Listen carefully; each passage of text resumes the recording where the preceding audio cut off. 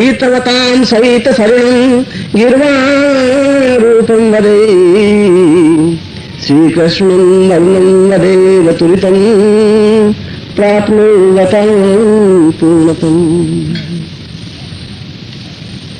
धर्म क्षेत्र के उस पावन परम स्थल पर जो धर्म क्षेत्र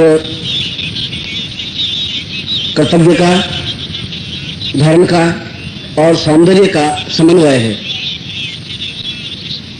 सबसे पहले भारतवर्ष में 3 नदियां अत्यंत महत्वपूर्ण मानी गई, गंगा, यमुना और सरस्वती। गंगा जहां ज्ञान का प्रतीक मानी गई, गंगा के किनारे किनारे सैकड़ों आश्रम बने जहां ज्ञान की धारा प्रवाहित हुई। यमुना जहां कर्म की धारा प्रवाहित हुई, जहां भगवान श्री कृष्ण ने यमुना के किनारे कर्म का संदेश दिया। और सरस्वती जो आत्मधारा के रूप में प्रचलित हुई, और उस सरस्वती नदी के किनारे किनारे जितने भी आश्रम, जितने भी ऋषि बने, उन्होंने अपने जीवन में आत्म तत्व के बारे में समझाने का प्रयास किया। यह स्थान, और केवल यही एक स्थान था जहां पर पहली बार तीनों नदियों का संगम हुआ। और यह संगम, तीनों नदियां जहां एक जगह आकर के मिले, वह स्थान अपने आप में अत्यंत पवित्र माना गया। यहाँ पर स्थानेश्वर स्थान है, भगवान शिव का अत्यंत महत्वपूर्ण मंदिर है। आज मैं वहाँ दर्शन करने के लिए उस मंदिर में गया था, और वहीं पर 7 गुप्त शिवलिंग उस जल में प्रवाहित हैं। और उस जल के अंदर यदि हम गहराई में प्रवेश करें या जल के अंदर जाकर के देखें तो अंदर तप्त कुंड की तरह बिल्कुल गर्म पानी प्रवाहित होता है आज भी, क्योंकि वही एक स्थान था जहां पर मूल रूप से तीनों नदियों का संगम था।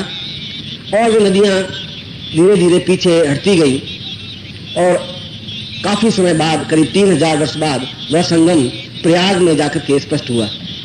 और आज की तारीख में तो प्रयाग में भी तीनों नदियों का संगम नहीं है, केवल गंगा और यमुना का ही संगम है। सरस्वती नदी तो केवल बद्रीनाथ मंदिर के पास में आधा किलोमीटर तक रह गई है। उसके बाद सरस्वती नदी अपने आप में समाप्त हो गई, विलुप्त हो गई। यदि किसी को मूल रूप से सरस्वती नदी देखना है तो बद्रीनाथ मंदिर से भी आगे गांव है माणा गांव, जो कि तिब्बत और भारतवर्ष का बॉर्डर है। उस माणा गांव से भी आगे भीम सरोवर है, भीमताल है, गंधर्व पहाड़ के नीचे। वहां पर करीब 3-4 किलोमीटर तक सरस्वती नदी गंधर्व पहाड़ से निकल करके बहती है और आगे जाकर अलकनंदा में मिल जाती है।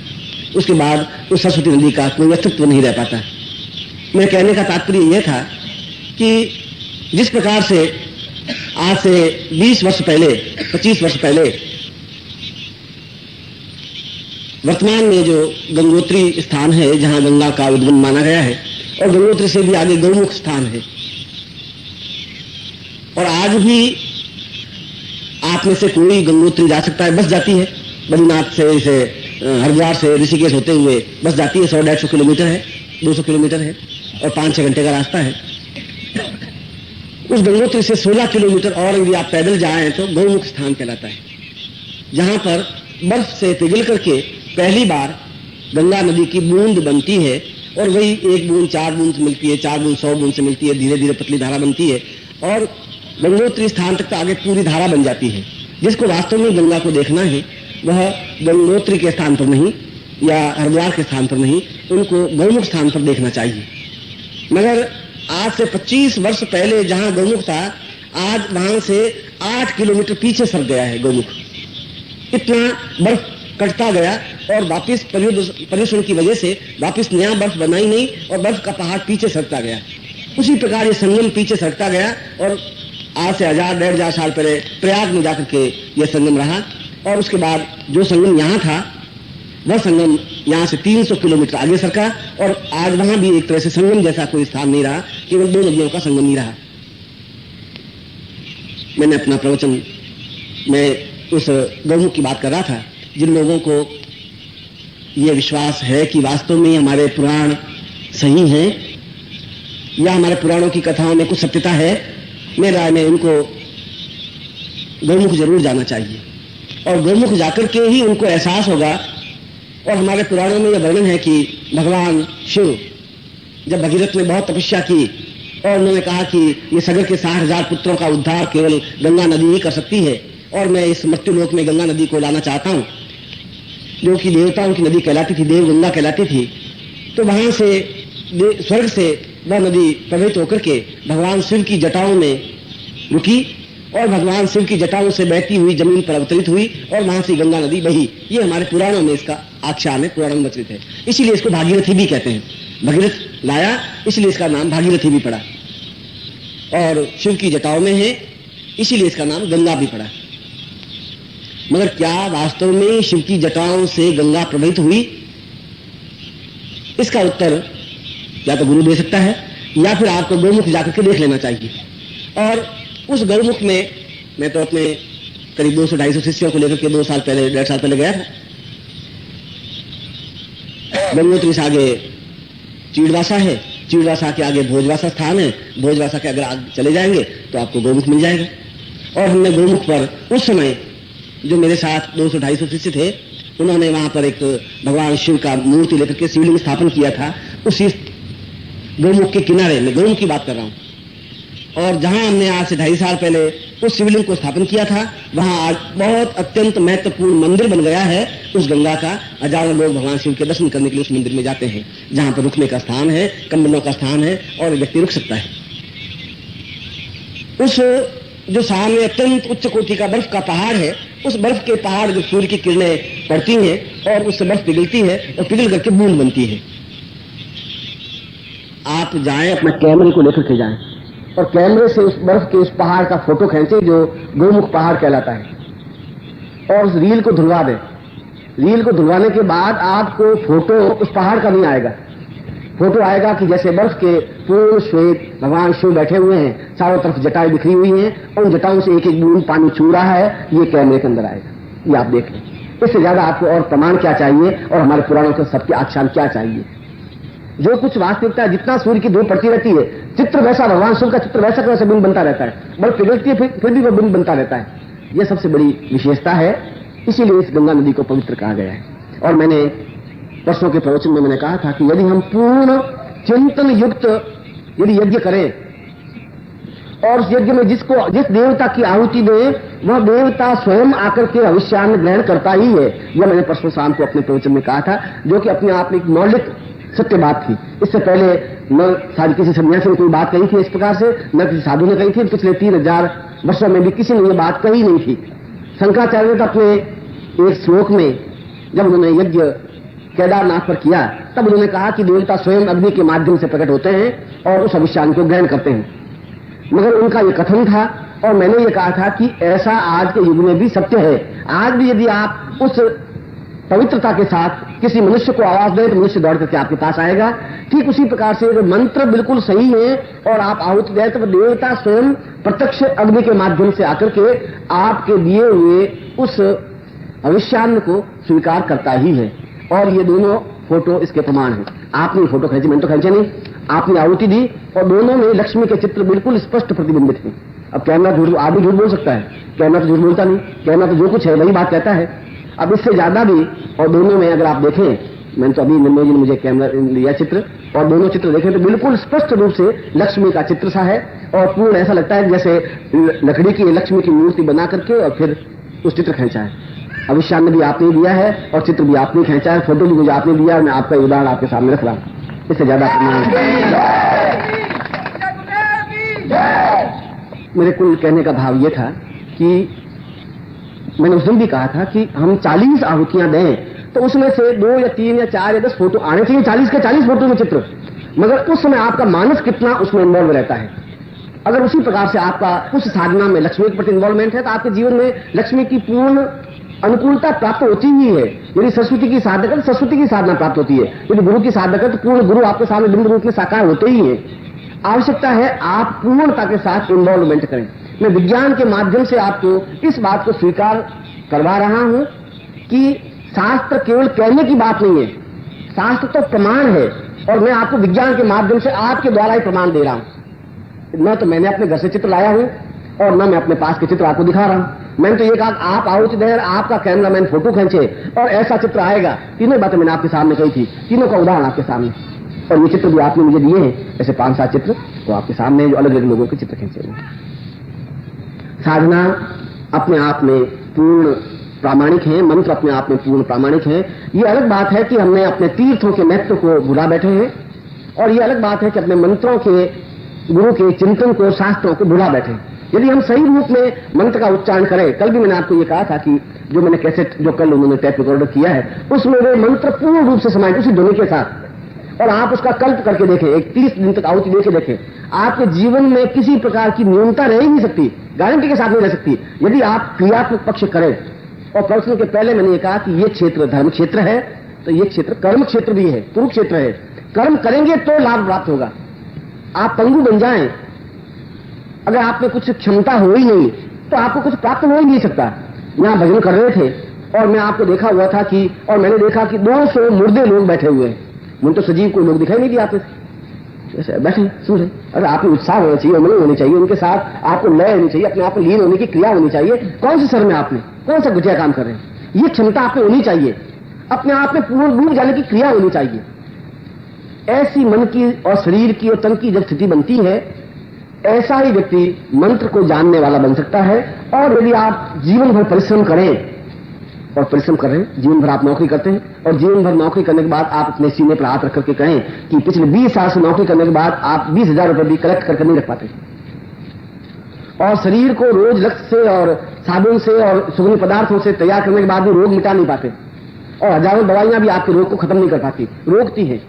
एलोपैथिक औषधियां आपको रोक सकती हैं दवाइयों को, कि आपकी ब्लड प्रेशर है तो बढ़ेगा नहीं, डायबिटीज है तो जितनी उतनी रहेगी, मिटा नहीं सकती। किसी भी रोग को ये दवाइयां नहीं मिटा सकती। तो डॉक्टर को आप पूछ रहे हैं भाई ये, वो कह रहे हैं कि हम चेक कर सकते हैं, कंट्रोल कर सकते हैं, मिटा तो नहीं सकते। दवाइयों के माध्यम से आपका रोग नहीं मिट सकता।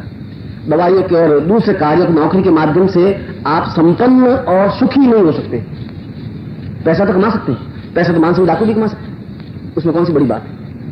पैसा तो तस्करी करके भी आप कमा सकते हैं। पैसा कमाना जीवन का उद्देश्य नहीं है। पैसे के माध्यम से आनंद मिलना चाहिए, वह महत्वपूर्ण है। वो आनंद आपको नहीं मिल सकता, क्योंकि उस पैसे की हरदम चिंता रहती है कि क्या करें, और ये मैंने ऐसी बदमाशी कर दी है तो क्या होगा। उसका सुख आप ले नहीं सकते, और सुख इसलिए नहीं ले सकते कि अगर दिया और दीपक का एक गुण है कि वो अंधेरे को खा जाता है। अगर अंधेरे में दिया जलाए तो रोशनी कर, अंधेरे को खा जाता है। अंधेरा काला होता है, वो खा तो जरूर जाता है दीपक अंधेरे को, मगर जब वापिस उगलता है तो कालिक उगलता है, रोशनी नहीं उगल सकता, प्रकाश नहीं उगल सकता। जो अंधेरा खाएगा तो कालिक उगलेगा।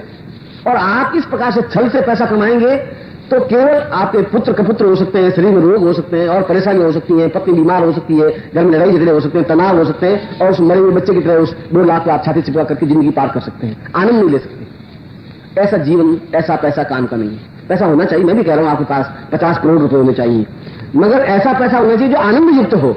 और आनंद युक्त धन केवल साधनाओं के माध्यम से ही प्राप्त हो सकता है, क्योंकि पैसा आपको सुख ला के दे सकता है। पैसे के माध्यम से आप पकवान तो खा सकते हैं, खीर हलवा पूरी तो खा सकते हैं, मगर पैसों से आप भूख को नहीं खरीद सकते। भूख लग जाए ऐसा संभव नहीं। बहुत कोशिश करते हैं, भूख लगती नहीं, बहुत पेट फूला हुआ है, और आप 500 रुपए खर्च करके भूख नहीं ला सकते उससे। एकदम सुबह उठते ही पेट साफ हो और 9 बजे भूख लग जाए, ऐसी स्थिति बनती ही नहीं आपकी। पैसों से आप बहुत अच्छा पलंग खरीद करके ला सकते हैं और एयर कंडीशन लगा सकते हैं, मगर पैसों से आप नींद खरीद के नहीं ला सकते, नींद नहीं ले सकते। 5,000 रुपए खर्च करने को नींद आवे कोई जरूर नहीं। टैंक वाले गोलियां लें, इधर करवट बदले, इधर करवट बदले, 3 बज जाए, फिर आपको जाके नींद आए। आपके पास पैसा है, आप तो हर चीज खरीद सकते हैं, तो नींद क्यों नहीं खरीदते आप? क्या तकलीफ है? आप नहीं खरीद सकते। पैसों के माध्यम से आप अच्छा मकान तो बना सकते हैं, पर मानसिक सुख नहीं खरीद सकते, पैसों से नहीं खरीद सकते आप। बहुत पैसा है, उसके बाद भी बहुत टेंशन से वो सलाह आएगा, वो क्या गड़बड़ है, वो गड़बड़ हो रही है, इसको क्या करें, और आप भटक रहे हैं उस चीज में। पैसों के माध्यम सुख खरीद सकते हैं आप। ये पैसे के माध्यम में टेंट लगाया है, ये सुख है, सूर्य की धूप नहीं पड़ रही है। सुख तो प्राप्त कर सकते हैं हम, आनंद प्राप्त नहीं कर सकते। आनंद और सुख में अंतर है। पंखे से, एयर कंडीशन से, इन चीजों से सुख मिल सकता है। आनंद तो हृदय से निकलने वाली क्रिया है, और वह क्रिया साधनाओं के माध्यम से ही प्राप्त होती है। वह चाहे अमेरिका में हो, वह चाहे इंग्लैंड में हो, वहां पर बहुत टेंस में आ जाते हैं तो चर्च में जाके खड़े हो जाते हैं, हे यीशु मेरे पापों को माफ कर दे, बस। इसके अलावा उनके पास कोई रास्ता नहीं है। वो चाहे सभ्यता की किसी जगह पहुंचे, मगर जाना तो उनको चर्च में पड़ता ही है। बहुत टेंस होता है जब चर्च में जाकर खड़े हो जाते हैं। हम भी बहुत टेंस हो जाते हैं, हनुमान जी को 5 रुपए का भोग लगा देते हैं। ये हनुमान जी 1 लाख की लॉटरी निकाल दे, ये 5 रुपए रखो। अब कितना व्यापार, आपका बिजनेस कितना क्लियर है, तो 5 रुपए रखना है, लाख रुपए लेने। अब हनुमान जी नहीं गए, ये हनुमान जी अच्छे नहीं है। वो वहां के हनुमान जी बहुत प्रसिद्ध है, बालाजी वाले, फिर बालाजी जाते हैं, वहां पर 11 रुपए चढ़ाते हैं, 1 लाख रुपए की लॉटरी। आपको सारा हिसाब किताब आपका गणित क्लियर है भाई। 1 लाख रुपए, 1 लाख रुपए नहीं लेने अपन को, 5 रुपए चढ़ा करके लाख रुपए लेने।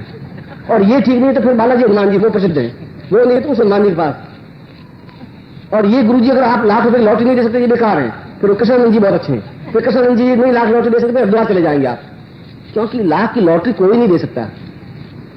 लाख की लॉटरी किसी जेब काटने से आपको मिल सकती है, बैंक में डाका डालने से भी मिल सकती है, मगर उससे आपको मानसिक आनंद नहीं मिल सकता। मानसिक आनंद तो जब आदमी, मैंने ये प्रारंभ में अपने श्लोक में कहा, द्वंद्वातीतम सगुण भैदम, किसी प्रकार का द्वंद्व नहीं हो, तनाव नहीं हो। जिसको जो कुछ मान लिया वो अपने आप में मान लिया। यदि मेरी पत्नी कम पढ़ी लिखी है और बहुत सुंदर नहीं है, और बाकी बाहर की लड़कियां बहुत सुंदर हैं, मगर मेरे मन में तो बिल्कुल क्लियर है कि मैं पीतल की थाली में खाना खाऊंगा तो आनंद युक्त खाना मिल जाएगा तो बहुत अच्छा है, चांदी की थाली मुझे चाहिए भी नहीं, और उससे कोई खाने में स्वाद आ नहीं सकता। हथेली में लेके भी खाना खाएं और आनंद युक्त खाना हो तो बहुत ज्यादा अच्छा है। जीवन का आनंद तो अंदर का प्रवाह है, और अंदर का प्रवाह तब हो सकता है जब आपका द्वंद्व मिट जाएगा। आप द्वंद्वशील हैं, यज्ञ करने से कुछ होगा कि नहीं होगा, साधना करने से कुछ होगा कि नहीं होगा, ये सब आपका द्वंद्व है। इस लड़की से शादी करेंगे, चलेगा कि नहीं चलेगा, ये लड़का कमा के देगा कि नहीं देगा, ये सब आपको जीवन का द्वंद्व आपको परेशान कर रहा है। इस द्वंद्व को मिटाने की क्रिया साधना के माध्यम से संभव है, और पैसों के माध्यम से द्वंद्व मिट नहीं सकता, टेंस नहीं मिट सकता आपको। अगर पैसों से ही टेंस मिटता तो हजारों अमेरिकन और इंग्लैंड के लोग दौड़ दौड़ करके उस गोवा के किनारे पड़े नहीं रहते। वो लखपति है, वो कोई भिखारी तो है नहीं। एक अमेरिका से आएगा तो 11,000 रुपए होगा, तभी तो टिकट लेकर के आएगा, तो 11,000 रुपए है, खर्च करने की हिम्मत है। और क्यों आते हैं? क्योंकि वहां बहुत टेंस होने, बहुत टेंस है उनको, बहुत ना पैसा तो है तो टेंस बहुत। वो टेंस मिटाने के लिए मथुरा भागते हैं, फिर कुरुक्षेत्र भागते हैं, गोवा भागते हैं, समुद्र किनारे पड़े रहते हैं। टेंस नहीं मिट सकता, टेंस बाहर से मिल ही नहीं सकता। मथुरा या कुरुक्षेत्र आपको टेंस नहीं मिटा सकता। टेंस मिटा सकता है आपके मन के अंदर की भावनाएं और विचार। जिस दिन आप निश्चय कर लेंगे कि बस ठीक है, सब जीवन में प्रवाह चल रहा है, मैं तो ठीक उसी प्रकार से हूं जिस प्रकार से सिनेमा में जाकर के बैठने वाला एक व्यक्ति, मुझे मालूम है कि ये सिनेमा घर है और 5 रुपए का टिकट लिया और उसमें जाकर के ताजमहल पिक्चर देखनी बैठ गए। अब उसमें कोई एक खलनायक आता है और एक हीरोइन को उड़ा करके लेके जाता है, और कोई नायक आता है प्यार करता है, अपन बैठे बैठे देखते हैं तो ये प्यार कर रहे हैं, ये लड़की को उड़ा के ले जा रहा है, ये माँ रो रही है। और आपने देखा होगा पिक्चर में कई किसी का बेटा जवान मर जाता है तो औरतें बैठी पिक्चर में रोने लग जाती है, पीछे बैठे सुस्कारे में, तो तुम क्यों रो रही है, क्या हो गया, बस सुस्कारे दूर करने लग जाती, क्योंकि वो पार्ट बन जाती है। उनको ऐसा लगता है जैसे मर गया हमारे, उनको ऐसा फीलिंग हो जाता है। जब मालूम है 5 रुपए टिकट दिए और ठीक है बाहर निकलना है, बस जो पर्दे पर हो रहा है वो हो रहा है, संसार में भी जो हो रहा है वो हो रहा है। आप टिकट लेके बैठे तब तो कोई तकलीफ नहीं है, आप पार्ट बन जाएंगे, ये कैसे बोल गया मैं सब, जो पार्ट बने आपको तकलीफ हो जाएगी। गड़बड़ ये है, आप पार्ट मत बनिए। पत्नी अपने ढंग से करिए, बेटे अपने ढंग से करें, पड़ोसी अपने ढंग से करें, संसार कोई खलनायक बन रहा है, कोई हीरो बन रहा है, कोई हीरोइन बन रही है, कोई लड़ाई झगड़े कर रहे हैं, कोई मारपीट, आप टिकट लिए बैठे देखते रहिए। वो आनंद अपने आप में अलग है। और आप तो कोई डांस देखे जेब से पैसे खर्च कर, पर्दे पर तो आग लग जाएगी उस पर्दा फेंक तो फेंक चवन्नी वाले देखिए आप, सीटियां बजाते हैं, फेंकते हैं, वो हेमा मालिनी नाची नहीं, वो खुद नाचने लग जाते हैं, वो खुद पार्ट बन जाते हैं। संसार में भी वो बिल्कुल, मैंने कहा कि द्वंद्वातीतम, कैसे आप द्वंद्व से मुक्त हो, मैं वो क्रिया बता रहा हूं। द्वंद्व से करने से मुक्त नहीं हो सकते, जो कुछ हो रहा है बिल्कुल अपनी जगह हो रहा है, आपके प्रयास से कुछ अंतर नहीं आ सकता। अंतर आ सकता है केवल मंत्रों के माध्यम से, और वो मंत्र तभी हो सकता है जब आप मन पर कंट्रोल कर सकें, और मन पर कंट्रोल तब हो सकता है जब आपके अंदर द्वंद्व नहीं हो, एक फॉर्मेटिज्म हो। ये हो कि भाई ये गुरु जी ठीक नहीं है तो बिल्कुल छोड़ दीजिए, फिर उसमें है भी नहीं भी है, एक बार ट्राई तो कर लेते हैं, जो तो चले जाते हैं, अरे भैया कुछ नहीं है, अरे भाई कुछ हो सकता है, इस चक्कर में पड़िए। यदि आपको गंगा नदी पर विश्वास नहीं है तो फिर मत जाइए गंगा नदी में, फिर घर की आप तालाब नल के नीचे स्नान कर लीजिए। जीवन में श्रद्धा के साथ, विश्वास के साथ और द्वंद्व रहित होकर के अगर कार्य करेंगे तो निश्चित रूप से आपको सफलता मिल जाएगी। मैंने ये फोटोग्राफ्स आपके सामने जो रखे, मैं उसी का उदाहरण दे रहा था। ये फोटो उन्होंने बिल्कुल उस समय द्वंद्व, उस क्षण विशेष में द्वंद्व रहित होकर के उन्होंने आहुति दी होगी, उसके प्रत्यक्ष प्रमाण आपके सामने। और ये प्रमाण इसलिए है कि वह देवता स्वयं आकर के उस अविष्यान को स्वीकार किया ही है, ये इसका प्रमाण है। और मैंने फिर कहा कि आप भी झूठ बोल सकता है, कैमरा तो बिल्कुल जो हकीकत है वही बताएगा, वो झूठ बोलता नहीं है। और यदि कोई चीज मैं ग्रहण करता हूं तो मुझे वापिस मैं दूंगा ही, अगर मनुष्य ने ग्रहण किया तो उसका फल उसको मिलेगा ही। इसी प्रकार से ये हमारे जीवन की जो साधना है, जिन तो मेरे पास 3 ही कुरुक्षेत्र वालों दिए, उसमें आज मैंने कुछ विशेष साधनाओं के बारे में मैंने आपको समझाया था, और मैंने 5 साधनाएं आपके सामने रखी थी, और 5 साधनाएं इसलिए रखी थी कि हमारे जीवन के ये विकल्प हैं। जीवन की तृष्णाओं का तो कोई अंत है ही नहीं। जीवन में प्रभु ने मनुष्य को शरीर बहुत अच्छा दिया, और उसमें सब गुण देते हुए 2-3 और चीजें डाल दी, एक तृष्णा डाल दी, और उस तृष्णाओं का आदमी को अंत है ही नहीं। ये होना चाहिए, लाख रुपए आ जाए फिर 1.5 लाख होना चाहिए, 1.5 होने फिर 2 होना चाहिए, 2 फिर 2.5 होना चाहिए। अगर किसी व्यक्ति के पास में 5 लाख रुपए हैं, और 5 लाख रुपए अगर 2 नंबर के हैं, 3 नंबर के हैं, 5 नंबर के पैसे हैं, 18 नंबर के पैसे हैं, ये नंबर तो ध्यान नहीं है तुम्हारे, मगर जिस नंबर के भी पैसे तुम्हारे पास हैं, उन पैसों को और 5 लाख रुपए रखने के बाद शाम को आप केवल गेहूं की रोटी खा सकते हैं, सोने के टुकड़े नहीं खा सकते। ऐसे गुरुजी आपके पास पैसे नहीं है तो आप गेहूं की रोटी खाइए, मेरे पास 5 लाख रुपए, मैं शाम को चांदी के टुकड़े खा के बताऊंगा, आप नहीं खा, मर जाएंगे। आप भी गेहूं की रोटी खाएंगे, मैं भी गेहूं की रोटी खा सकता हूं, और आप भी 4 कपड़े पहनेंगे एक साथ, 5 पहन लेंगे, कोट और पहन लेंगे, एक 3 पीस पहन, 6 कपड़े पहनेंगे, 25 कपड़े पहन नहीं सकते। 5 लाख रुपए मालिक होने तो 25-30 कपड़े पहन के खड़े हो जाए कि हम अब एक बुद्धू नहीं पहनेंगे, हमको ऐसे घटिया आदमी नहीं है, तो 30 कपड़े पहनेंगे, लोग जूते मारेंगे आपको, सारा पागल है, दिमाग खराब। वो पैसा आपको कहां यूटिलिटी है? अगर मेरे पास 50,000 है तब भी मैं 4 कपड़े पहनता हूं और रोटी खाता हूं और बांस की खपच्चियों पर सो करके सुनसान चला जाता हूं, मैं भी वही काम कर रहा हूं, और आप झूठ छल करके 25 लाख इकट्ठे करने के बाद भी करते तो वही जो मैं कर रहा हूं वही आप कर रहे हैं। तो उसमें अंतर कुछ नहीं आता। यदि आपके पास 5 लाख रुपए हैं और 6 महीने बाद आपने झूठ छल करके 5.5 कर दिए, तब भी एक मन को एक विचार है कि अब मेरे पास 5.5 है, बस इसके अलावा कोई फर्क नहीं पड़ता, आपके जीवन के रहन सहन में कोई फर्क नहीं पड़ता। मगर 6 महीने आपने झूठ छल के माध्यम से अपनी आत्मा को इतना अधिक दबोच लिया, उस मन पर इतना अधिक रेत डाल दी है कि आपका चेहरा भी अब दिखाई देने नहीं लगा कि आप वास्तव में कैसे हैं, भले हैं, दुष्ट हैं कि ईमानदार है, कुछ दिखाई नहीं, आपका चेहरा नहीं दिखाई दे रहा, आप तो बस उसी तृष्णाओं में घूम रहे हैं। इसलिए प्रभु ने तृष्णा और दे दी, तो तृष्णा के माध्यम से आदमी भटक रहा है। स्त्री को बना तो दिया, और प्रत्येक स्त्री के काम में भगवान ने कह दिया कि बस संसार तू अकेली सुंदर है और कोई है ही नहीं। अब वो बिल्कुल रुचि घूम रही है, सुंदर देखा भगवान एक चीज उनको आगे को देता है, आपको तृष्णा दे दी तो उसको ये दे दिया, अब वो घूम रही है कि ये लड़की है तो सुंदर, नाक टेढ़ा है और बड़ी संतोष कर लेती। ये नहीं तो सुंदर तो है मगर कद मेरे जैसा कहाँ है, कद मेरा 5 फुट इसका 4.5 है। भगवान एक चीज दे दिए, उस तृष्णाओं से हम परे होंगे तभी जीवन में साधना क्रम में आ सकते। ये हमारे जीवन का साधना क्रम है, और ये हमारे प्राचीन परंपराओं का एक उल्लेख है, जिसके माध्यम से अगर मैं सफल हो सकता हूं, आप सफल हो सकते हैं, तो 50 भी सफल हो सकते हैं। और यदि मेरे जीवन में पति पत्नी में अत्यंत मधुर संबंध रह सकता है तो आपको क्या नहीं रह रहा है? क्योंकि मैंने उसके ऊपर पूरा ट्रस्ट किया है, विश्वास किया है। आपका विश्वास है नहीं उन पर, इसलिए लड़ाई झगड़े। मेरा प्रभु पर पूरी आस्था है, प्रभु ने मुझे बहुत कुछ और सब कुछ दिया है। आज इसी क्षण आधे सेकंड के बाद अगर प्रभु आके खड़े हो जाएं कि चलो मैं तुम्हें ले चलता हूं, बस जीवन में तुम्हारा काम समाप्त हो गया, तुम्हारी कोई इच्छा बाकी है, तो वास्तव में अब कोई इच्छा बाकी रही नहीं। मेरे अच्छा शरीर दिया है, जीवन दिया, पूरा जीवन भोगा है, पत्नी है, पुत्र है, पौत्र है, बंधु है, बांधव है, संबंधी रिश्तेदार है, पैसा है, मकान है, शिष्य है, ज्ञान है, चेतना है, पुस्तक है। मैंने तो अपने जीवन के जो कुछ कर्तव्य था मैंने किया है, कुछ ऐसा है ही नहीं। न किसी प्रकार का मुझे मोह है इन चीजों से, है जो जीवन का कर्तव्य है। ये सब चीजें मैंने प्राप्त की है साधनाओं के माध्यम से, तो आप भी कर सकते हैं। क्योंकि मुझे मंत्रों पर, उन देवताओं पर भरोसा रहा है, तो ये भरोसा नहीं है, अंतर इतना ही। अगर तुम्हारा आस्था है तो अवश्य, मुझे तुम पर आस्था है तो मैं तुम्हारा आकर बीच में खड़ा हो सकता हूं। मैं जब चंडीगढ़ में शिविर किया तो लोगों ने मुझे बहुत टोका कि गुरुजी आप मर जाओगे, गारंटी के साथ मर जाओगे। वहां तो अगर रामायण के गोले मारते हैं, आप चंडीगढ़ में जाइए। मैंने कहा फिर तो चंडीगढ़ शिविर जरूर लगाएंगे। मैंने मुझे कहा कि गुरुजी सोच लो, मैंने सोच लिया चंडीगढ़ शिविर जरूर लगाएंगे। तो गुरुजी वहां पर आप शिविर लगा, ओपन लगाना पड़ेगा, मेरे को ओपन लगा दें। गुरुजी आप क्या सोच रहे हो? मैं बिल्कुल सही सोच रहे हैं, तुम मेरे साथ चलोगे। ऐसा क्या है? प्रभु ने जब जीवन दिया है तो प्रभु अपने आप जो सोचेगा, जो निर्णय करेगा वो करेगा। हमारी आस्था होनी चाहिए। मुझे उन लोगों पर आस्था है कि मेरा हित कर नहीं सकता। जब मैं तुम्हारा हित नहीं कर सकता तो मेरा हित क्या करोगे? मैं तुम्हें ज्ञान दे रहा हूँ, चेतना दे रहा हूँ, तुम्हें सन्मार्ग पर लाने की कोशिश कर रहा हूँ, बार बार तुम्हें घिस करके उस जगह ला रहा हूँ, बार बार तुम हट जाते हो। तो सवाल मेरा तुम्हारा गणित है, वो तुम बिल्कुल गणित से चलते हो, और गणित से चलने वाला व्यक्ति सुखी नहीं हो सकता। यहां पर तो आप अमेरिका में आप जाएं तो वहां पर बिल्कुल गणित है। मुझे बहुत मालूम है, पिछली बार अमेरिका में गया था तो वहां से मैं न्यूयॉर्क आया तो वहां पर एक थे डॉक्टर चतुर्वेदी, उनके यहाँ ठहरा।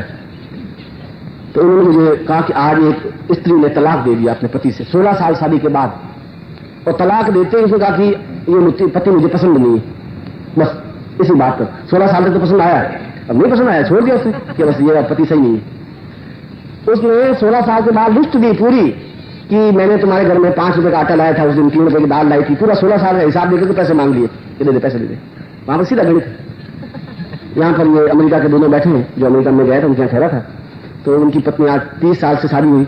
उस पत्नी को वहां के लोग पूछते हैं कि ये तुम्हारे फर्स्ट हस्बैंड है, सेकंड है, थर्ड है? वो कहते हैं फर्स्ट, पहले ही।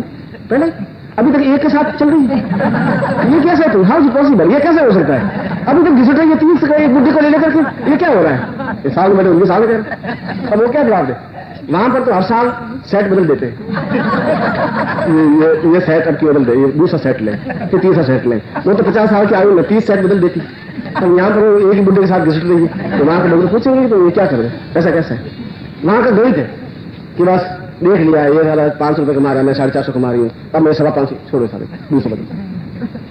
जीवन में ऐसे गणित से, जीवन में जो हमारे यहाँ अटैचमेंट है पति पत्नी का, वो वहां नहीं हो सकता। हमारे पति बीमार पड़ता है तो दुखी हो जाती है, उदास हो जाती है, सेवा करती है, वहां सेवा वाली कोई हिसाब नहीं है। बीमार पड़ गया, अस्पताल में चले जाइए, वो आके पूछ लेते, मां मर जाती है। मैं अमेरिका की बात, शिकागो गया था, तो मेरे पास जो व्यक्ति बात कर रहा था उसकी बिल्कुल रियल मदर, वहां ओल्ड हाउस होते हैं, ओल्ड हाउस में जाके माँ बाप को छोड़ देते हैं, घर में तो बुढ़ों को रखते नहीं, यूज जैसे खा खून करते हैं। अब जवान यंग पीढ़ी में साले ये बीच फिट कहाँ होते हैं, फाचर की तरह गड़बड़ है, तो उनको ओल्ड हाउस बनाए हुए हैं, उनको वहां फिट कर लेते हैं। वो वहां पड़े रहते हैं, गवर्नमेंट उनको तनख्वाह देती है, खाने के लिए रोटियां देती है, कपड़े देती है, वो गवर्नमेंट की ड्यूटी है उनकी। वो कभी महीने में एक आध बार दोनों पति पत्नी जाते हैं, हेलो डैड कैसे हो, ठीक हो, तो डैड मैंने मरा हुआ तो शुरुआत में हो गया, मतलब तो जिंदगी हो तो मतलब बोलते हैं डैड क्या है। अब उसकी माँ मर गई, वहां मर गई, तो उसने टेलीफोन आया कि मदर इज डाइट, गुरु जी। फिर टेलीफोन किया, वहाँ फ्यूनरल डाइट, मतलब शमशान घाट के काम करने वाले डायरेक्टर होते हैं कुछ प्राइवेट ऐसे, उनको टेलीफोन कर दिया कि मेरी माँ उस कमरे में मरी हुई पड़ी है, आप ले जाइए और हमारे यहाँ सिस्टम जलाने का है, तुम जला देना, एक तो ये काम कर देना। फिर मेरे पास लिस्ट ले जाना, हमारे रिलेटिव 30-40 है, उनको एक लेटर भेजना है, तुम अब भी मुझे ला के दे देना, देना light, thank you very much. माँ को देखे नहीं हो गया, वो भूल वाले ले गए, माँ को उठा करके और फिर जाके चैम्बर में जला दिया, जलाने के बाद 30 लोगों ने लेटर दिया, फलाने मर गई, और बिल बना दिया $382 हुए। ये वहां का अटैचमेंट वैसा है, जो गणित होगा अटैचमेंट वैसा ही होगा। हमारा गणित नहीं है, पति पत्नी के बीच में, माँ बाप के बीच में गणित नहीं है, इसलिए अटैचमेंट। और हमने गणित अगर भगवान के साथ में रख दी कि ये साधना शिविर 351 और सारा ये कुछ हुआ नहीं, अब तुम 5000 वर्षों तक साधना करो तो कुछ नहीं होता, गणित क्यों नहीं हो सकता? माँ बाप और बेटे का संबंध नहीं बन सकता गणित से, पति पत्नी का संबंध गणित से नहीं बन सकता, भावनाओं से बन सकता है। जहां तुम्हारी भावनाएं हैं देवताओं के प्रति या यज्ञ के प्रति या गुरु के प्रति या मंत्रों के प्रति, तभी तुम्हें सफलता मिल सकती है। मैंने आज 5 साधनाएं आपके सामने रखी हैं और मैं 5 साधनाओं को आपको संपन्न करवा रहा हूं। आकस्मिक लक्ष्मी प्राप्ति प्रयोग, रोग मुक्ति वसुंधरा प्रयोग, शत्रु वशीकरण प्रयोग, मनोवांछित कामना से 4 प्रयोग हैं। मैं आपको चारों प्रयोग एक साथ संपन्न करवा रहा हूं। उसके बाद में मैं आपको घंटे भर का अवकाश दूंगा, फिर आप यज्ञ स्थल पर जाएंगे। आज पूर्णाहुति होगी और पूर्णाहुति भी अपने आप में विशिष्ट मंत्रों से, जो आपने कल आहुतियां दी हैं उसी के आगे की कड़ी, जो कल जो आहुतियां दी उनको आगे कड़ी में आहुतियां देनी कंपलसरी है, देनी चाहिए। जिन्होंने कल आहुति दी उनको आहुति पूर्णाहुति देनी चाहिए। और पूर्णाहुति में भी यदि हम पूर्ण सफलता, क्योंकि मैंने आपको पूर्णत्व दीक्षा दी है कल, तो पूर्ण सफलता पाए तो भगवान शिव, क्योंकि ये सारा स्थल यहाँ कम से कम 3000 मंदिर भगवान शिव के हैं, है तो कृष्ण की जन्मस्थली कर्मस्थली, मगर यहाँ भगवान शिव के अत्यधिक मंदिर है। उन भगवान शिव के इसी स्थान पर, क्योंकि ये सारा जो स्थान है भगवान शिव से संबंधित है, सौंदर्य से संबंधित है। मैंने उस दिन भी बताया था कि यहाँ ऋषि ने और मेनका ने नृत्य करके यहीं पर विश्वामित्र की तपस्या की थी। सौंदर्य की जन्मस्थली भी यही है और आपको मालूम होना चाहिए उर्वशी का उत्पत्ति स्थल भी कुरुक्षेत्र है। तो इसलिए मैंने कहा कि सौंदर्य का उत्पत्ति स्थल भी यही है, कर्म का उत्पत्ति स्थल भी यही है और धर्म का उत्पत्ति स्थल भी यही है। और जहां पर भी जितना ज्यादा धर्म के स्थान है वहां पर उतना ही ज्यादा पाखंड और छल और झूठ और कपट भी ज्यादा हो गया है। ये कुरुक्षेत्र में या मथुरा में या गंगा में या द्वार में सब जगह ऐसा हुआ ही है, क्योंकि आदमी के मन में छल है, इसलिए छल के प्रति है। इसलिए उसमें जैसा शास्त्रों में वर्णन है कि पूर्णत्व दीक्षा लेने के बाद में हम पूर्ण एकमुखी, मधु रूपेण एकमुखी रुद्राक्ष है। अब एकमुखी रुद्राक्ष तो 2000 का भी होता है, 3000 का भी होता है, 15000 का भी होता है, 300 रुपए का भी होता है, 50 रुपए का भी होता है। वो प्रत्येक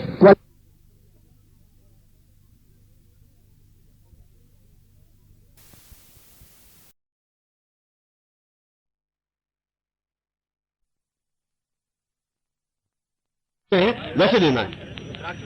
हाँ, रुद्राक्ष इसमें साथ आपके पास रुद्राक्ष और सुपारी जो भी है इसी मंत्र के साथ उस आहुति को देना है।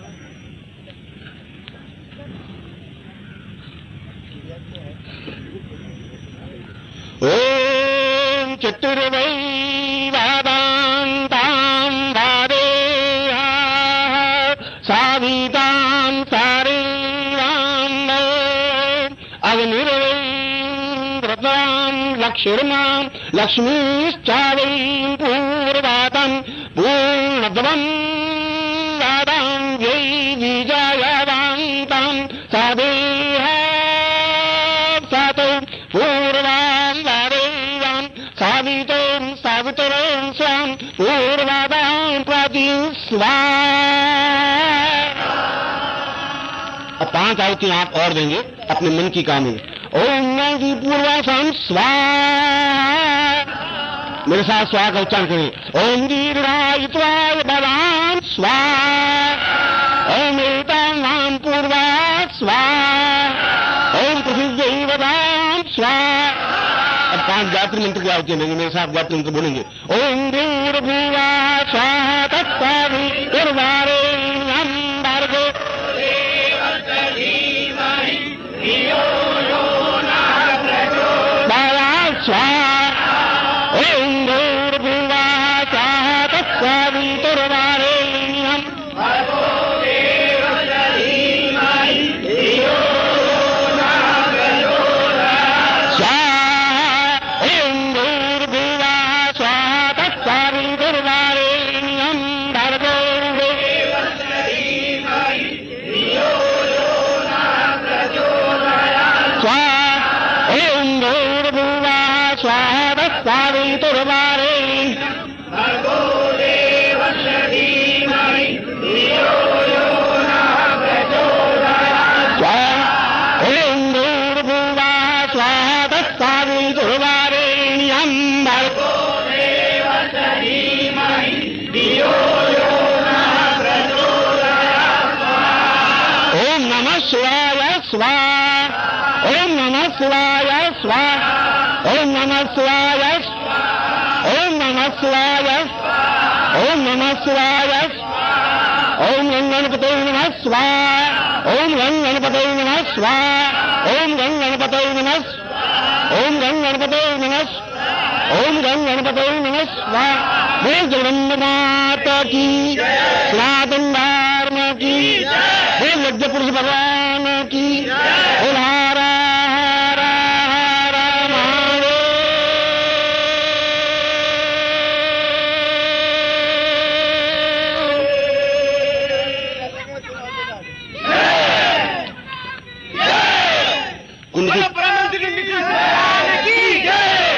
कुंड की परिक्रमा कर ले, अपने कुंड की 5 परिक्रमा कर ले। ओम यानि कानि च पापानि निर्ज्ञाता ज्ञातकृतानि च तानि तानि सन्ति प्रदक्षिणां पदे पदे। पापोऽहं पापकर्माहं पापात्मां पापसम्भवः त्राहि मां पुण्डरीकाक्ष सर्वपापविमुक्तः। त्वमेव माता च पिता त्वमेव बन्धुश्च सखा त्वमेव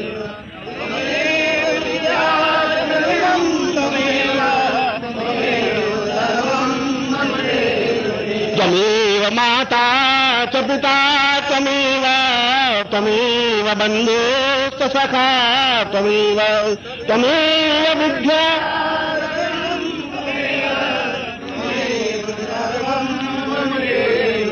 त्वमेव माता च पिता त्वमेव बन्धुश्च सखा त्वमेव बुद्ध्या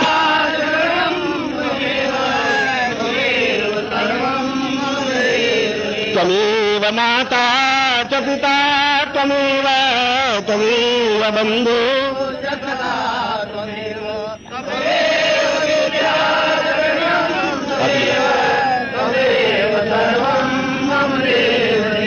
त्वमेव माता च पिता त्वमेव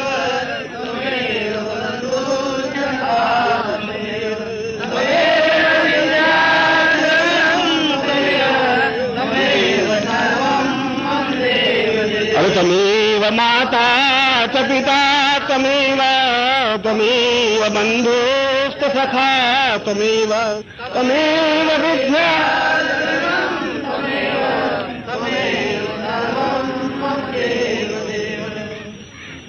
बोल सनातन धर्म की, आज के आनंद की, बोल श्री कृष्ण चंद्र भगवान की। अब आरती करेंगे अपन खड़े खड़े। अब इस भस्म में से जो यज्ञ भस्म है उसको अपने लाड पे लगा दीजिए। थोड़ा भस्म लेकर के, जो यज्ञ की भस्म है जिसमें आपने आहुति दी है, वो लकड़ी से थोड़ा भस्म निकाल के अपने लाड पर, गले पर लगाइए।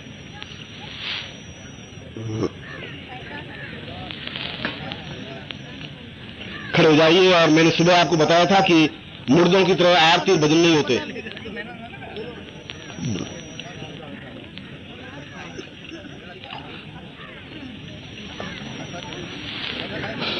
खड़े हो जाएं सब और आरती करेंगे झूमते हुए, मस्ती के साथ। इस प्रकार से मुर्दों की तरह मैं आरती पसंद करता हूं, अच्छी है।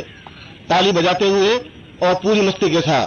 कर्पूर गौरम करुणावतारम संसार सारम भुजगेन्द्रहारम सदा वसंतं हृदयारविन्दे भवं भवानी सहितं नमामि। ओम जय जगदीश हरे स्वामी, जय जगदीश हरे।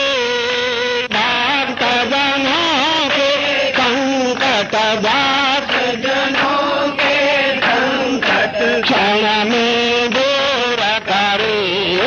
जय जगदीश हरे। जो जावे फल पावे, दुख बिन से मन का स्वामी, दुख बिन से मन का। सुख संपत्ति घर आवे, सुख संपत्ति घर आवे। कष्ट मिटे तन का। जय जगदीश हरे। माता पिता तुम मेरे चरण गण किसकी, हो स्वामी चरण गण किसकी। तुम बिना और न दूजा, प्रभु बिन और न दूजा। आस करूं मैं जिसकी, जय जगदीश हरे। तुम पूरण परमात्मा, तुम अंतर्यामी, स्वामी तुम अंतर्यामी। पारब्रह्म परमेश्वर, पारब्रह्म परमेश्वर, तुम सबके स्वामी। ओम जय जगदीश हरे। तुम करुणा के सागर, तुम पालन करता, स्वामी तुम पालन करता। मैं मूरख सर्वकामी, मैं सेवक तुम स्वामी, कृपा करो भरता। जय जगदीश हरे। तुम हो ईश्वर भूतर सबके प्राणपति, स्वामी सबके प्राणपति। किसा विध मिलो दयामय, किसा विध मिलो दयामय, तुमको मैं तुमकी। जय जगदीश हरे। दीन बंधु दुख हरता, तुम ठाकुर मेरे, स्वामी तुम रक्षक मेरे। अपने हाथ उठारो, करुणा हाथ उठारो, द्वार पड़ा तेरे। जय जगदीश हरे। विषय विकार मिटारो, पाप हरो देवा,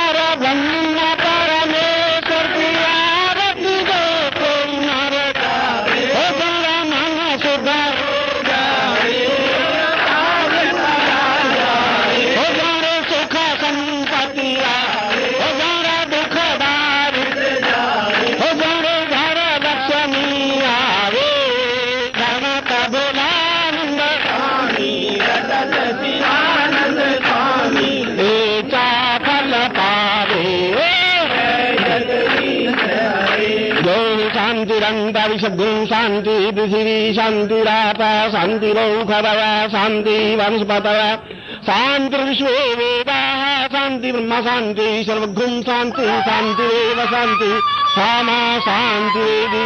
यज्ञ पुरुष भगवान की सनातन धर्म की आपको आनंद की सतगुरुदेव की स्वामी निखिल ब्रह्म महाराज की सच्चिदानंद परमहंस महाराज की गुरुदेव की गुरुदेव की गुरुदेव की गुरुदेव की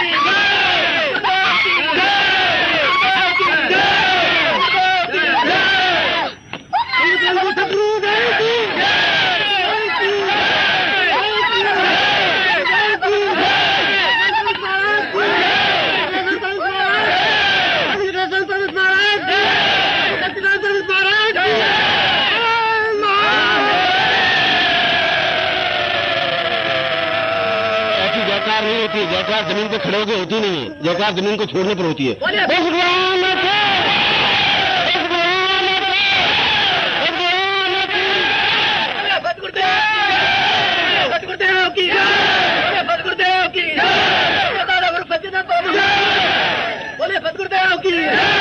और अब हम झूमते हुए अपने आप को समर्पण करेंगे भगवान के चरणों में। आप रोते हुए चुप होते हुए नहीं, पूरी तरह से मस्ती के साथ करेंगे और मुझे लगे कि आप सब जिंदा शिष्य हैं, ऐसा लगना चाहिए। अब सौंप दिया इस जीवन का सर्वदा तुम्हारे हाथों में, सर्वदा तुम्हारे हाथों में है, जीता तुम्हारे हाथों में और हाथ तुम्हारे हाथों में, हाथ तुम्हारे हाथों में। मेरा निश्चय है बस एक यही, एक बार तुम्हें बता दूं मैं, एक बार तुम्हें बता दूं मैं, और अपन कर दूं दुनिया भर का सब प्यार तुम्हारे हाथों में, सब प्यार तुम्हारे हाथों में। जो जग में रहूं तो ऐसे रहूं, जो जग में कमल का फूल रहे, जो जग में कमल का फूल रहे। ये सब गुण दोष समर्पित हूं भगवान तुम्हारे हाथों में, भगवान तुम्हारे हाथों में। अब सौंप दिया इस जीवन का सर्वदा तुम्हारे हाथों में, सर्वदा तुम्हारे हाथों में। यदि मानवता मुझे जन्म मिले तो तब चरणों का पुजारी बनूं, तो तब चरणों का पुजारी बनूं।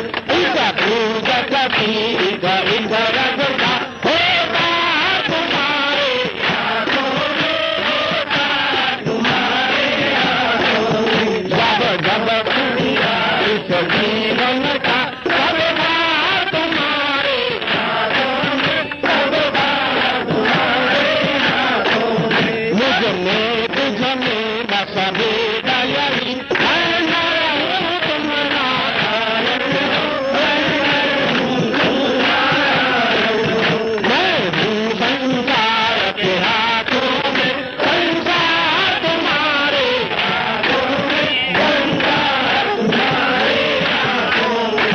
अब सौंप दिया इस जीवन का सर्वदा तुम्हारे हाथों में, सर्वदा तुम्हारे हाथों में। अब सौंप दिया इस जीवन का सर्वदा तुम्हारे हाथों में, सर्वदा तुम्हारे हाथों में। हाँ, सौंप दिया इस जीवन का सर्वदा तुम्हारे हाथों में, सर्वदा तुम्हारे हाथों में। मैंने सौंप दिया इस जीवन का सर्वदा तुम्हारे हाथों में, सर्वदा तुम्हारे हाथों में।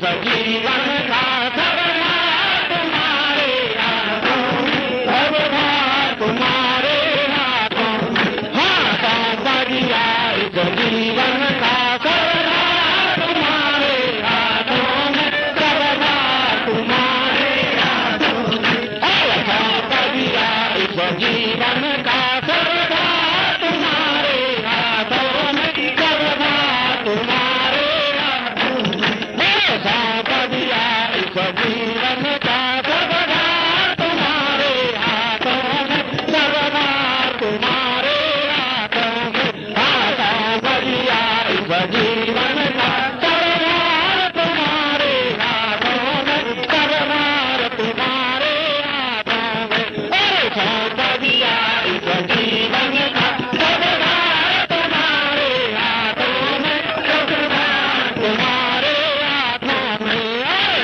बढ़िया इस जीवन का सब भार तुम्हारे हाथों में, सब भार तुम्हारे हाथों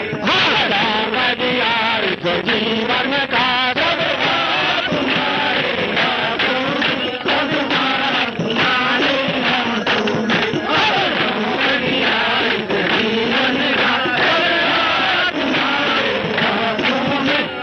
हाथों में, हाथों बढ़िया इस जीवन का सब भार तुम्हारे हाथों में, सब भार तुम्हारे हाथों में, हाथों बढ़िया इस जीवन का सब भार तुम्हारे हाथों में, सब भार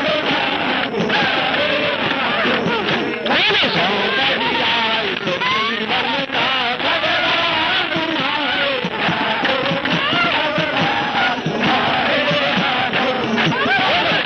बढ़िया इस जीवन का सब भार तुम्हारे हाथों में, सब भार तुम्हारे हाथों में, हाथों बढ़िया इस जीवन का सब भार तुम्हारे हाथों में, सब भार तुम्हारे हाथों में, हाथों बढ़िया इस जीवन का सब भार तुम्हारे हाथों में, सब भार तुम्हारे हाथों में, हाथों बढ़िया इस जीवन का सब भार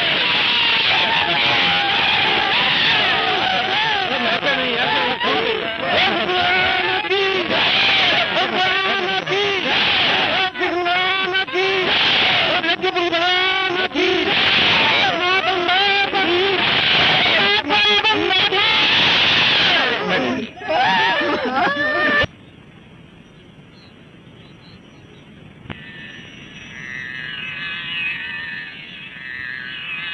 समस्त धर्मानुरागी भाई बहनों को पंडित सोमनाथ शर्मा की ओर से प्रेम सहित हरि सम्राट। इस कैसेट टेप की शुरुआत मैं श्रीमद् भगवद गीता के प्रारंभ से कर रहा हूँ। मैंने अपने नवनिर्मित स्टूडियो इंद्रलोक में बड़ी मेहनत और लगन से तथा परम प्रभु सच्चिदानंद भगवान की अपार कृपा से संपूर्ण श्रीमद् भगवद गीता के सभी 18 अध्याय की स्टीरियो रिकॉर्डिंग की है।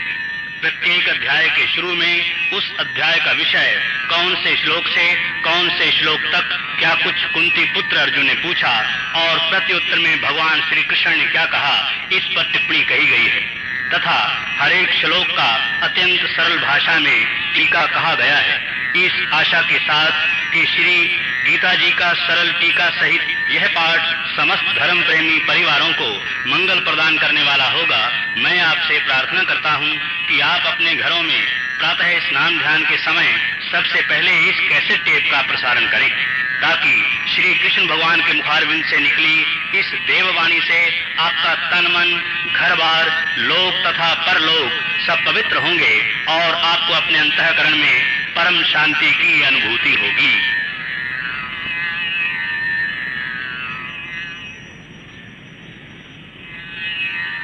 ओम श्री परमात्मे नमः। नारायणं नमस्कृत्य नरं चैव नरोत्तमं देवीं सरस्वती व्यासं ततो जय मुदीर्ये। अथ श्रीमद् भगवद गीता प्रथमो अध्याय। प्रधान विषय। इस अध्याय के 1 से 11 श्लोक तक दोनों सेनाओं के प्रधान शूरवीरों की गणना और सामर्थ्य का कथन। 12 से 19 श्लोक तक दोनों सेनाओं की शंख ध्वनि का कथन। 20 से 27 श्लोक तक अर्जुन द्वारा सेना निरीक्षण का प्रसंग। 28 से 47 श्लोक तक मोह से व्याप्त हुए अर्जुन के कायरता, स्नेह और शोकयुक्त वचन कहे गए। धृतराष्ट्रोवाच धर्म क्षेत्रे कुरुक्षेत्रे संवेदायुस्तव मामका पांडवश्चैव किं कुर्वत संजय। धृतराष्ट्र बोला, हे संजय, धर्म भूमि कुरुक्षेत्र में इकट्ठे हुए युद्ध की इच्छा वाले मेरे और पांडु के पुत्रों ने क्या किया।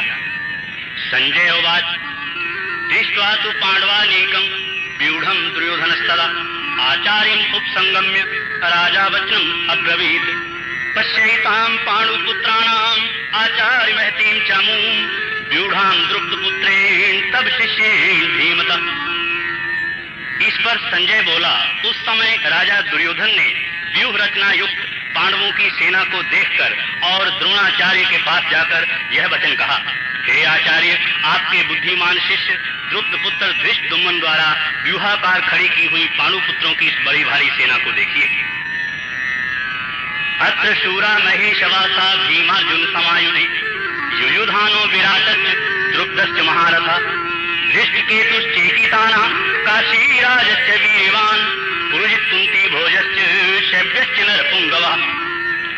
इस सेना में बड़े बड़े धनुषों वाले युद्ध में भीम और अर्जुन के समान बहुत से शूरवीर हैं, जैसे सात्यकी और विराट तथा महारथी राजा द्रुपद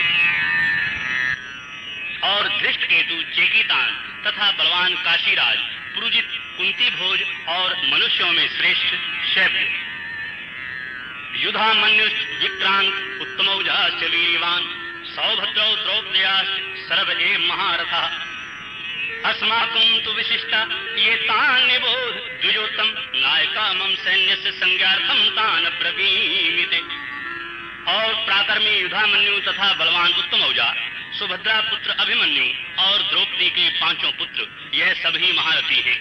हे ब्राह्मण श्रेष्ठ, हमारे पक्ष में भी जो प्रधान हैं उनको आप समझ लीजिए। आपके जानने के लिए मेरी सेना के जो सेनापति हैं उनको कहता हूँ।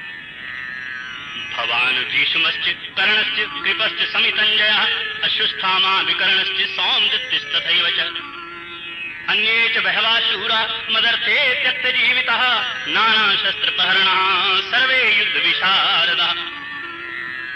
एक तो स्वयं आप और पितामह भीष्म तथा कर्ण और संग्राम विजयी कृपाचार्य तथा वैसे ही अश्वत्थामा, विकर्ण और सोमदत्त का पुत्र भूरिश्रवा तथा और भी बहुत से शूरवीर अनेक प्रकार के शस्त्र से युक्त मेरे लिए जीवन की आशा को त्यागने वाले सबके सब युद्ध में चतुर हैं। अपर्याप्तम तदस्माकं बलम भीष्माभिरक्षितम पर्याप्तम तुमे तेषां बलम भीमाभिरक्षितम ऐलेषु च सर्वेषु यथा भागम अवस्थिता भीष्मेवाभिरक्षन्तु भवन्तः सर्व एव हि। और भीष्म पितामह द्वारा रक्षित हमारी यह सेना सब प्रकार से अजेय है और भीम द्वारा रक्षित इन लोगों की यह सेना जीतने में सुगम है। इसलिए सब मोर्चों पर अपनी अपनी जगह स्थित रहते हुए आप लोग सब के सभी निस्संदेह भीष्म पितामह की ही सब ओर से रक्षा करें। तस्य संजन्य हर्षम कुरु वृद्धा पितामह सिंहनादम विनत्योच्चैः शंखम दधमौ प्रतापवान् तथा शंखाश्च धैर्यश्च पणवानक गोमुखा सहसैवाभ्यहनन्त सा शब्दस्तुमुलोऽभवत्। इस प्रकार द्रोणाचार्य से कहते हुए दुर्योधन के वचनों को सुनकर कौरवों में वृद्ध बड़े प्रतापी पितामह भीष्म ने उन दुर्योधन के हृदय में हर्ष उत्पन्न करते हुए उच्च स्वर से सिंहनाद के समान गरजकर शंख बजाया। उसके उपरांत शंख और नगारे तथा ढोल, मृदंग और नृसिंह आदि बाजे एक साथ ही बजे। उनका वह शब्द बड़ा भयंकर हुआ। तथा श्वेतैर्ह्यैर्युक्ते महती स्यन्दने स्थितौ माधवः पाण्डवश्चैव दिव्यौ शंखौ प्रदधमतु पांचजन्यं ऋषिकेशो देवदत्तं धनंजयः पौंड्रम दधमौ महाशंखं भीम कर्मा वृकोदरः। इसके अनंतर सफेद घोड़ों से युक्त उत्तम रथ में बैठे हुए श्री कृष्ण महाराज और अर्जुन ने भी अलौकिक शंख बजाए। उनमें श्री कृष्ण महाराज ने 5 जन्य नामक शंख, अर्जुन ने देवदत्त नामक शंख बजाया। भयानक कर्म वाले भीमसेन ने पौंडर नामक महान शंख बजाया। अनंत विजयम राजा कुंती पुत्रो युधिष्ठिरः नकुलः सहदेवश्च सुघोषमणि पुष्पिकौ काश्यश्च परमेशवासा शिखंडी च महारथः धृष्टद्युम्नो विराटश्च सात्विकीश्च पराजितः। कुंती पुत्र राजा युधिष्ठिर ने अनंत विजय नामक शंख और नकुल तथा सहदेव ने सुघोष और मणि पुष्पक नाम वाले शंख बजाए।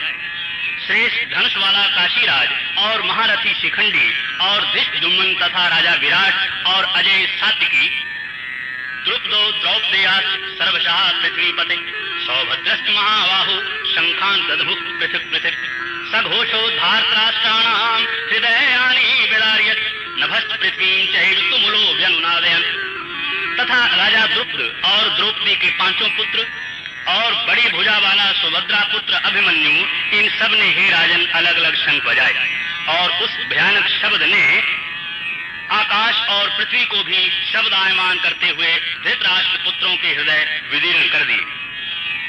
अथ व्यवस्थान दृष्ट्वा धार्तराष्ट्रान् कपिध्वजः बभृते शस्त्र संवाते धनुर्दम्य पांडवः ऋषिकेशं तदा वाक्यम् इदमाह महीपते सेनयोरुभयोर्मध्ये रथम स्थाप्य मे अच्युत। हे राजन, उसके उपरांत कपिध्वज अर्जुन ने खड़े हुए धृतराष्ट्र पुत्रों को देखकर उस शस्त्र चलने की तैयारी के समय धनुष उठाकर ऋषि के श्री कृष्ण महाराज से यह वचन कहा, हे अच्युत, मेरे रथ को दोनों सेनाओं के बीच में खड़ा करिए। यावदे तान दीक्षेहम योधु कामान वस्थतान कैरम्या सह योधव्यम अस्मिन् रण समुद्र में। जब तक मैं इन स्थित हुए युद्ध की कामना वालों को अच्छी प्रकार देख लूं कि इस युद्ध रूप व्यापार में मुझे किन किन के साथ युद्ध करना योग्य है। योतस्यमानान् वेक्षेऽहं या एते यत्र समागतः धार्तराष्ट्रस्य दुर्बुद्धेर् युद्धे प्रियचिकीर्षा। और दुर्बुद्धि दुर्योधन का युद्ध में कल्याण चाहने वाले जो जो ये राजा लोग इस सेना में आए हैं, उन युद्ध करने वालों को मैं देखूंगा। संजय उवाच एवं मुक्तो ऋषिकेशो गुडाकेशेन भारत सेनयोरुभयोर्मध्ये स्थापित्वा रथोत्तमम् भीषं द्रोण प्रमुखतः सर्वेषां च महीक्षिताम् उवाच पार्थ पश्येतान् संवेतान् कुरुनीति। संजय बोला, हे धृतराष्ट्र, अर्जुन द्वारा इस प्रकार कहे हुए महाराज श्री कृष्णचंद्र ने दोनों सेनाओं के बीच में भीष्म और द्रोणाचार्य के सामने और संपूर्ण राजाओं के सामने उत्तम रथ को खड़ा करके ऐसे कहा कि हे पार्थ, इन इकट्ठे हुए कौरवों को देख। तत्र पश्यत् स्थितान् पार्थ पितॄन् पितामहान् आचार्यान् मातुलान् भ्रातॄन् पुत्रान् पौत्रान् सखीस्तथा श्वशुरान् सुहृदश्चैव सेनयोरुभयोरपि। उसके उपरांत प्रथापुत्र अर्जुन ने उन दोनों ही सेनाओं में स्थित हुए पिता के भाइयों को, पितामहों को, आचार्यों को, मामों को, भाइयों को, पुत्रों को, पौत्रों को तथा मित्रों को, ससुरों को और सुहृदों को भी